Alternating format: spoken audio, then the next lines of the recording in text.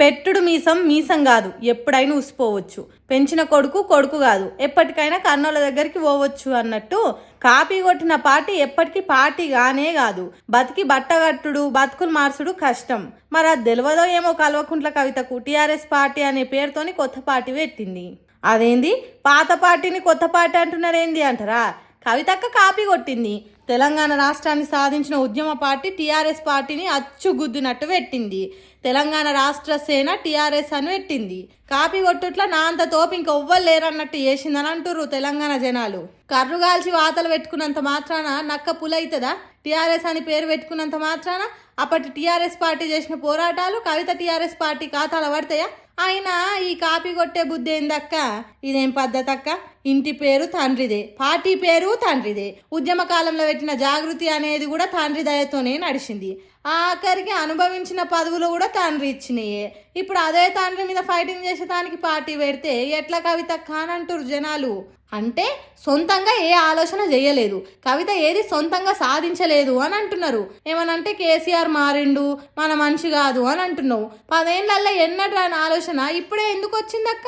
మారింది కేసీఆరో కవితో తెలుస్తున్నది అని అంటున్నారు. కాపీ కొట్టి పెట్టిన పార్టీకి సభ పెట్టి కన్న తండ్రి కేసీఆర్ సార్ను పరిణతి లేకుండా మాట్లాడుతుండని మాట్లాడినందుకు బగబగ మండుతున్నారట తెలంగాణ జనాలు. నీకున్న ఆ మాత్రం పరిణతి, తెలివి, జ్ఞానము, బుద్ధి తండ్రి నుంచే వచ్చిందనేది మర్చిపోయి మాట్లాడితే ఎట్లా కానంటుర్రు. పరిణతి లేకుండానే నిన్ను ఎమ్మెల్యేని చేసిండా? పరిణతి లేకనే నిన్ను ఎంపీని చేసిండా? కష్టకాలంలో తండ్రి పక్కకుండి పార్టీ బాగుపడే పనులు చేయాలి కానీ తండ్రికే పోటీగా పార్టీ పెడితే ఎట్లా కానంటుర్రు. కేసీఆర్ సార్ లేకుంటే నువ్వు ఎవలో తెలంగాణ జనాలకే తెలియకపోయేది. ఆసోంటిది నువ్వు కేసీఆర్ సార్ను అనేంత పెద్దదానివైనవా?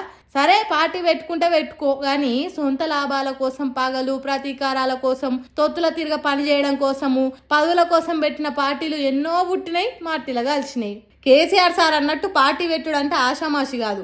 దానికి సమయం సందర్భం రావాలి, జనం కోరుకోవాలి. అప్పుడు అవునన్నా కాదన్నా నిలబడుతుంది.